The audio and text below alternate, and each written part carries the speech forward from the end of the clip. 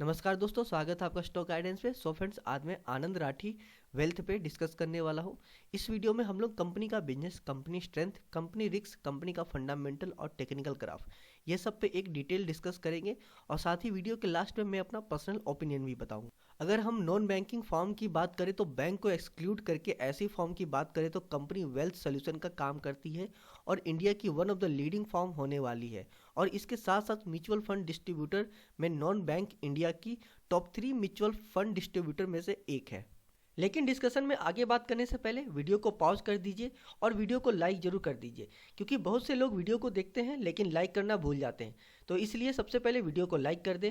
और अगर ये स्टॉक आपके पोर्टफोलियो में है तो कमेंट सेक्शन में जरूर कमेंट करें कि आपने ये स्टॉक लॉन्ग टर्म के लिए बाय किया है या शॉर्ट टर्म के लिए। और अगर मेरे से कोई पॉइंट मिस हो जाए और आप कोई पॉइंट ऐड करना चाहते हैं तो कमेंट सेक्शन में जरूर कमेंट कर दें, जिससे और लोगों को हेल्प मिल सके और इस तरह से हम छोटे इन्वेस्टर एक दूसरे की हेल्प कर सकते हैं।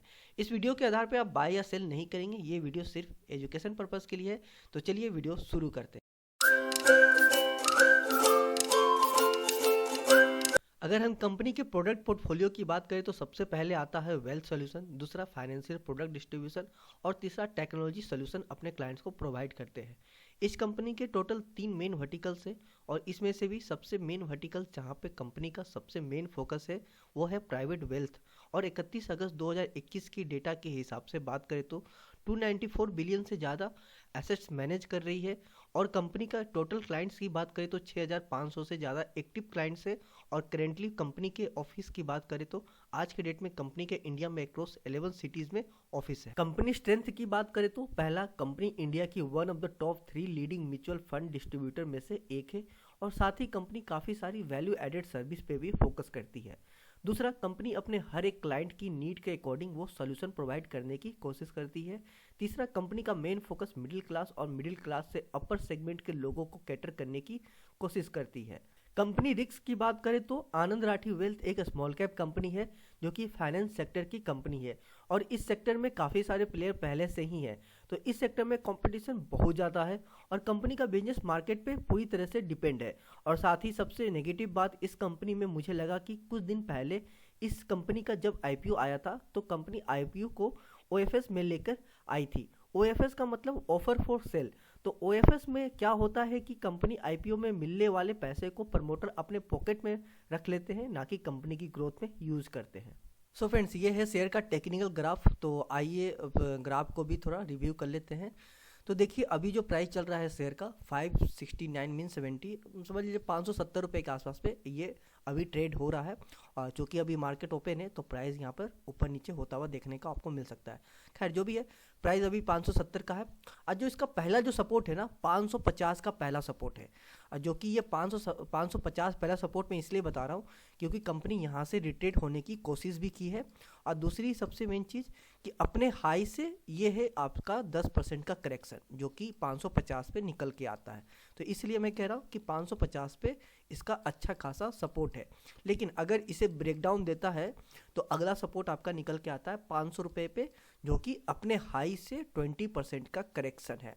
तो देखिए, अब इसमें ना जो समझने वाली चीज़ है कि देखिए, देखा जाए तो 550 का बहुत ज़्यादा मजबूत सपोर्ट नहीं है, बट फिर भी ये ठीक ठाक एक मजबूत सपोर्ट की तरह काम करेगा। क्योंकि कंपनी जब आईपीओ को ला रही थी तो कंपनी ने अपने आईपीओ के जो भी पर शेयर का प्राइस है वो वैल्यूएशन मीन समझ लो कि आपने कंपनी ने बहुत हाई नहीं रखा, ठीक ठाक वैल्यूएशन रखा है। तो इस वजह से कम चांस है कि इसमें आपको करेक्शन देखने को मिले या फिर नीचे गिरावट देखने को मिले। बट फिर भी ऐसा नहीं है कि इसे ब्रेकडाउन नहीं दे सकता, बिल्कुल दे सकता है। बट अगर दिया तो 500 का आपका अगला सपोर्ट निकल के आता है, जो कि मुझे लगता नहीं है कि ज़रूरी नहीं है कि 500 तक जाएगा, हो सकता है जाए भी, बट मुझे नहीं लगता है कि जाएगा। हो सकता है 20 से कहीं से रिट्रेट करने की कोशिश करेगा। या तो यहाँ से पहला तो चांस ये है कि 550 से ही रिट्रेट कर दे, नहीं तो फिर इसे ब्रेकडाउन देगा तो कहीं 20 से कहीं रिट्रेट करने की कोशिश करेगा। अगर 20 से कहीं रिट्रेट नहीं होता है देन ये 500 के आसपास में जाके रिट्रेट करने की कोशिश करेगा। और अगर कोई ये भी कह सकता है या सोच सकता है कि शायद 500 को भी ये ब्रेकडाउन दे, तो बिल्कुल दे सकता है। बट उसकी चांसेस मुझे लगता है कि बहुत ज़्यादा है, बहुत बहुत बहुत कम चांस है कि 500 का ये ब्रेकडाउन देगा। क्योंकि कंपनी अपने वैल्यूएशन को बहुत ही सही लेके आई है, कंपनी के आईपीओ को वैल्यूएशन बहुत ज़्यादा हाई नहीं रखी है। तो इसलिए मुझे नहीं लगता है कि कुछ इसमें ज़्यादा आपको इस शेयर में आपको फॉल देखने को मिलेगा। कुछ यही पहला जो सपोर्ट है यहाँ या फिर अधिक से अधिक दूसरे सपोर्ट के आसपास में इसी कहीं से रिट्रेट करने की ये शेयर कोशिश करेगा। तो जो भी है, अगर कोई न्यू एंट्री करना चाहता है तो आप यहाँ पर कोशिश करें, यहाँ पर एंट्री करने का 550 के आसपास में, या फिर कोई एवरेज करना चाहता है तो वो भी 550 के आसपास का, या फिर इसके अंदर आने दे देन कहीं पे रिट्रेट करने की, सॉरी कहीं पे एंट्री करने की, फ्रेश एंट्री करने की, या फिर एवरेज करने की कोशिश करें। कंपनी की शेयर होल्डिंग पैटर्न की बात करें तो टोटल प्रमोटर होल्डिंग यहाँ पर 48.82% की प्रमोटर होल्डिंग है, जो कि एक डिसेंट और अच्छा प्रमोटर होल्डिंग देखने को मिल रहा है। एवरेज देखा जाता है, मेनली देखा जाता है कि 40% से ऊपर हो, जो कि यहाँ पर देखने को मिल रहा है। तो प्रमोटर होल्डिंग में कोई प्रॉब्लम नहीं है, यहाँ पे एक अच्छा प्रमोटर होल्डिंग, ठीक ठाक प्रमोटर होल्डिंग देखने मिल रहा है। म्यूचुअल फंड वालों ने 10 पॉइंट समथिंग % की खरीदारी करके रखी है, जो कि ठीक ठाक है, यहाँ पे खरीदारी की है म्यूचुअल फंड वालों ने। अदर डोमेस्टिक में कुछ खास नहीं है, एफआई ने भी कुछ खास नहीं है, 2.49% लगभग 2.5% का खरीदारी की है। रिटेल एंड अदर इन्वेस्टर यहाँ पे थोड़ी ठीक ठाक एंट्री करते हुए देखने मिल रहे हैं। यहाँ पे उन्होंने अच्छी खासी ठीक ठाक खरीदारी कर रखी है, जो कि आप 38% के आसपास इसे समझ सकते हैं। कंपनी इनिशियल रेशियो की बात करें तो सबसे पहले देखते हैं मार्केट कैप। तो मार्केट कैप देखें तो 2380 करोड़ के आसपास में यहाँ पे मार्केट कैप देखने को मिल रहा है। वही इंटरप्राइज वैल्यू देखें तो 2346 समथिंग करोड़ का इंटरप्राइज वैल्यू है, जो कि अपने मार्केट कैप से हल्का सा कम है, खैर बहुत ज़्यादा का गैप नहीं है। पीई की बात करें तो 52.75 का पीई है, और वही पीवी की बात करें तो पीवी आपका यहाँ पे 2.65 है। तो बुक वैल्यू से अगर कंपेयर करते हैं तो बुक वैल्यू यहाँ पे 215 रुपये समथिंग का बुक वैल्यू है, 215 रुपये समथिंग का पैसे का यहाँ पे बुक वैल्यू है। तो जो कि आपका पीवी है तो आपका 2.5 गुना ज़्यादा, मतलब कि एक शेयर का प्राइस आपको अभी बुक वैल्यू से लगभग 2.5 गुना ज़्यादा आपको देना होगा एक शेयर का प्राइस, जो कि बहुत ज़्यादा मुझे नहीं लगता है कि बहुत ज़्यादा यहाँ पे कॉस्टली देखने को मिल रहा है बुक वैल्यू से एक शेयर का प्राइस। फेस वैल्यू देखें तो 5 है, जो कि आपको स्प्लिट देखने को मिलेगा। डिविडेंड यील्ड यहाँ पर आपका कुछ खास नहीं है। और वही कैश देखते हैं कंपनी के पास तो 65 करोड़ के आसपास में कैश है समथिंग का, 65 समथिंग करोड़ का कैश है कंपनी के पास। वहीं अगर डेट देखते हैं कंपनी के पास तो 33 समथिंग करोड़ का डेट है। तो यहाँ पर कंपनी के पास डेट से डबल कैश है, कंपनी के पास लगभग डबल है कैश है, जो कि ठीक ठाक यहाँ पे कैश देखने मिल रहा है। तो आप इस कंपनी को एक तरह से डेट फ्री भी कह सकते हैं, मान सकते हैं, क्योंकि कंपनी पे जितना डेट है उससे डबल कंपनी का कैश है।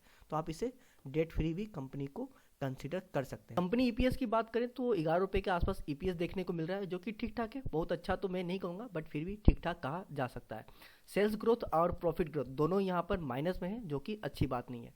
आरओई और आरओसी दोनों बहुत अच्छे यहाँ पे देखने को मिल रहे हैं, जो कि आरओई यहाँ पर 21 पॉइंट समथिंग % का आरओई है, वही आरओसी 26 पॉइंट समथिंग % का आरओसी है। तो ये दोनों रेशियो बहुत ही अच्छे यहाँ पे देखने को मिल रहे हैं, जो कि बहुत अच्छी बात है। और ये दोनों रेशियो खासकर आरओई बहुत ही इंपॉर्टेंट रेशियो होता है किसी भी कंपनी को फंडामेंटल देखने में। कंपनी का profit and loss statement file देखते हैं तो नेट सेल अगर देखें तो नेट सेल 2017 से 2021 पिछले 5 साल का देखते हैं नेट सेल, तो आप देख सकते हैं कि ईयर ऑन ईयर बेसिस पे पिछले 5 साल से कंपनी का नेट सेल यहाँ पर इंक्रीज होता हुआ देखने को मिल रहा है, जो कि अच्छी बात है। वही ऑपरेटिंग प्रॉफिट देखते हैं तो ऑपरेटिंग प्रॉफिट तो 2017 में माइनस में था, 18 में ये इंक्रीज हुआ, 19 में फिर से और इंक्रीज हुआ, 20 में और इंक्रीज हुआ, बट 2021 में कंपनी का ऑपरेटिंग प्रॉफिट यहाँ पर कम होता हुआ देखने को मिल रहा है। वही अदर इनकम देखते हैं तो अदर इनकम यहाँ पर 2017 से 18 इंक्रीज हुआ, 19 में फिर से इंक्रीज हुआ, 20 में कम हो गया कंपनी का अदर इनकम, वही 21 में फिर से अदर इनकम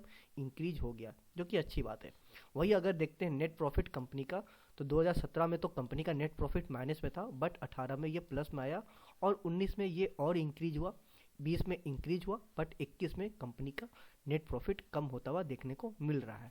कंपनी का बैलेंस शीट देखते हैं तो शेयर कैपिटल यहाँ पर देखिए तो शेयर कैपिटल कंपनी 2017 से 18 में इंक्रीज हुई, 19 में फिर से हल्का सा इंक्रीज हुआ, 20 में फिर हल्का सा इंक्रीज है और 21 में हल्का सा इंक्रीज है। तो देखा जाए तो ईयर ऑन ईयर बेसिस पे कंपनी का यहाँ पर शेयर कैपिटल हल्का हल्का धीमे धीमे इंक्रीज होता हुआ देखने को मिल रहा है, जो कि अच्छी बात नहीं है, क्योंकि शेयर कैपिटल भी कंपनी पे एक तरह से कर्ज की तरह होता है। टोटल रिजर्व देखते हैं तो टोटल रिजर्व आपका कंपनी का 2017 में तो माइनस में था, बट 18 में ये प्लस में आया और 19 में और इंक्रीज हुआ, 20 में इंक्रीज हुआ और 21 में और ज़्यादा इंक्रीज हुआ। तो पिछले 4 साल से कंपनी का टोटल रिजर्व इंक्रीज होता हुआ देखने को मिल रहा है, जो कि अच्छी बात है। कंपनी के पास रिजर्व होना चाहिए और सिर्फ ना होना चाहिए बल्कि इंक्रीज भी होता रहना चाहिए, जो कि अच्छी बात होती है। वही अगर डेट की बात करते हैं, कर्ज की बात कंपनी पे, तो देखा जाए तो 2017 से 2018 में कंपनी का कर्ज इंक्रीज हुआ, 19 में कंपनी ने कम की अपने कर्ज को, 20 में फिर से ये इंक्रीज हो गया और आपका देखा जाए तो 21 में कंपनी का कर्ज अपना 20 से कम कर ली कंपनी का। तो कंपनी का कर्ज पिछले साल से मतलब 2020 से 2021 में कंपनी ने अपने कर्ज को कम किए, जो कि अच्छी बात है। कंपनी का कैश फ्लो देखते हैं तो ऑपरेटिंग कैश फ्लो यहाँ पर 2017 में तो माइनस में था, 18 में प्लस में गया, 19 में फिर से ये कम हो गया। 18 से 19 में जब आया तो 18 के अकॉर्डिंग 19 में कम हो गया। 20 में कंपनी का फिर से ऑपरेटिंग कैश फ्लो इंक्रीज हो गया, अच्छा खासा इंक्रीज हुआ, और 21 में फिर से ये माइनस में चला गया, जो कि सही नहीं है, ठीक बात नहीं है ये। वही अगर नेट कैश फ्लो देखते हैं तो नेट कैश फ्लो यहाँ पर कंपनी का 2017 तो प्लस में था, जो कि 2.11 करोड़ के आसपास में था आपका नेट कैश फ्लो, बट 2018 में कंपनी का नेट कैश फ्लो माइनस में चला गया। बट फिर से 2019 में ये प्लस में आ गया और ठीक ठाक प्लस में आया, और 20 में ये और प्लस हुआ और 21 में और प्लस हुआ। तो देखा जाए तो पिछले 3 साल से कंपनी का नेट कैश फ्लो यहाँ पे इंक्रीज होता हुआ देखने को मिला, जो कि सबसे अच्छी बात है। कंपनी का नेट कैश फ्लो होना चाहिए और सिर्फ ना होना चाहिए बल्कि ईयर ऑन ईयर बेसिस पे इंक्रीज होता रहना चाहिए, जो कि और अच्छी बात देखी जाती है या कही जाती है। सो फ्रेंड्स, मेरा पर्सनल ओपिनियन होगा कि अगर हम लॉन्ग टर्म की बात करें तो मुझे नहीं लगता है कि इस कंपनी के साथ जाना चाहिए, क्योंकि इस सेक्टर में काफ़ी सारे प्लेयर पहले से हैं और साथ ही कंपनी का बिजनेस मार्केट की सिचुएशन के हिसाब से चलता है। मतलब कि जैसे अभी 2019 से शेयर मार्केट में बुल रन है तो कंपनी का बिजनेस सही चल रहा है, और जब ये मार्केट का बुल रन नॉर्मल हो जाएगा तो फिर कंपनी का बिजनेस का कुछ कहा नहीं जा सकता है।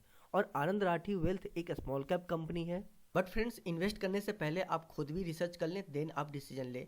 आपको इस कंपनी के बारे में क्या लगता है आप मुझे कमेंट सेक्शन में जरूर कमेंट करें। उम्मीद है मेरी ये छोटी सी कोशिश आपके कुछ काम आएगी, और अगर आपको इस वीडियो से कुछ वैल्यू या नॉलेज मिली हो तो इसके बदले आप मुझे सपोर्ट करने के लिए वीडियो को लाइक कर सकते हैं, और अगर चैनल पर नए हैं तो चैनल को सब्सक्राइब भी कर दें। मिलते हैं अगले वीडियो में, तब तक के लिए आप अपना और अपने पोर्टफोलियो का ख्याल रखिए।